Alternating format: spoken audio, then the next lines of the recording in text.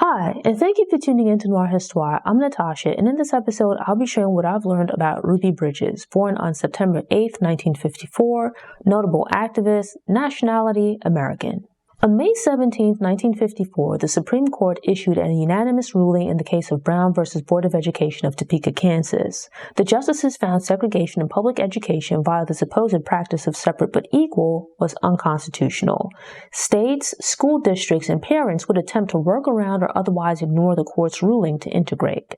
About 4 months later, on September 8, 1954, Ruby Nell Bridges was born in Tylertown, Mississippi, the first of her parents' 8 children. Her parents, Lucille and Aben Bridges, were sharecroppers, as were their parents before them. The system of sharecropping was not very far removed from the practices of slavery. While sharecroppers were now technically free, the system remained exploitative and ensured most would remain in poverty. In search of better opportunities, when Bridges was 4 years old, her parents relocated the family to New Orleans, Louisiana. Her father found work as a gas station attendant, while her mother worked various odd jobs at night. A year after arriving in New Orleans, Bridges was enrolled in kindergarten at a segregated school. Louisiana and other southern states continued to subvert the Supreme Court's ruling. In 1956, a federal judge mandated that the New Orleans School Board create an integration plan for its public schools. In 1960, the state was mandated to integrate its schools. White supremacist ideology promoted the belief that Black people lacked intelligence while also attempting to deny Black children access to education. In New Orleans, rather than integrating all schools, the school board selected 2 all-white schools in the city's 9th ward. Hoping to further delay integration, the school district required Black students to complete an entrance exam. It's believed that the test was purposefully made difficult to increase the likelihood that few, if any, Black children would pass. Bridges, along with 5 other Black girls in kindergarten, passed the various admission tests. 2 of the girls remained at their segregated schools. 3 of the girls, Leona Tate, Tessie Prevost, and Gail Etienne, were set to begin the first grade at McDonough 19.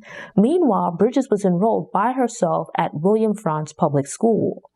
During segregation, many communities did not provide adequate schools or other educational resources for Black students. For kindergarten, Bridges had been forced to attend an all-Black school that was several miles away, despite there being an all-white school just 5 blocks away. Making it difficult, if not impossible, for Black children to get an education was intended to ensure that there would always be a cheap labor force that could be exploited. Bridges' mother wanted her to get the best education possible in hopes that she would have more opportunities and a better life. Yet her father had some misgivings about Bridges being one of the first to attend an integrated school. He was rightfully afraid that Bridges would have to contend with anger, aggression, and maybe even violence from segregationists. Her mother eventually won over her father to the idea that Bridges attending the school was important for her future, but also the future of all Black children. The school board continued to delay, which resulted in Bridges and the other children beginning the school year at their old schools, but the board eventually ran out of options. On November 14, 1960, facing a looming threat of violence, Ruby Bridges and her mother were escorted to school by 4 armed U.S. federal marshals. As had occurred with the Little Rock Nine, a rabid mob crowded around the school. A mere 6 years old when Bridges first saw the crowd, she thought it was Mardi Gras. But the marshals explained how the security detail would work, and she realized that the crowd was yelling, cursing, and throwing objects. This was all in an attempt to intimidate a 6-year-old. Bridges entered the school but was taken to the principal's office instead of a classroom. Most of the other students had been kept at home by their parents, and those who had arrived at school were eventually pulled out of class. As the crowd continued to rage outside, Bridges spent the entirety of her first day in the principal's office for her safety. The nonsense continued on the second day, as all but one of the school's teachers, Barbara Henry, refused to teach Bridges. Originally from Boston, Henry was new to the school. The other students were pulled out of her class, which left Henry teaching Bridges one-on-one for the rest of the school year. Bridges would be escorted to and from school by the marshals for the rest of the school year. To keep Bridges safe, Henry did not allow her to have recess out on the playground. She was also forbidden to eat anything from the school's cafeteria after a woman threatened to poison her. Bridges still didn't fully grasp what was going on until another student declined to be her friend because she was Black. Having to walk a gauntlet each day only to be isolated from other students placed a lot of stress on Bridges. She could hear the taunts from the crowd but was instructed to look forward to avoid seeing the protesters and their signs.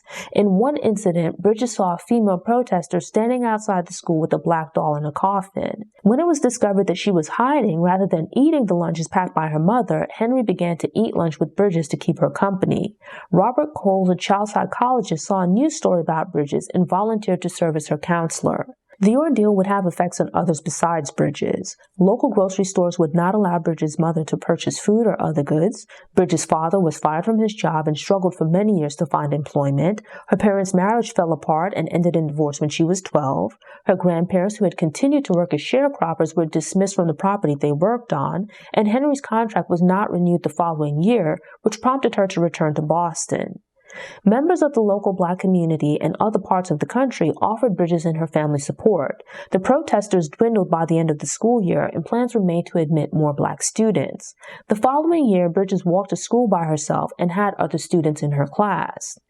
Ruby Bridges completed elementary school at France and then attended another integrated school for high school. She remained in New Orleans even into adulthood. Bridges worked as a travel agent until she got married, had 4 sons, and became a stay-at-home mom.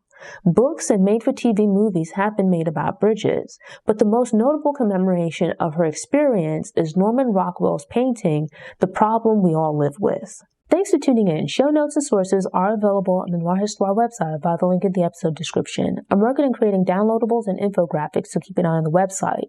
These Black History Facts are released every Wednesday, so if you enjoyed this episode and want more, subscribe to the channel, click the notification bell, and check out my Black History Facts playlist.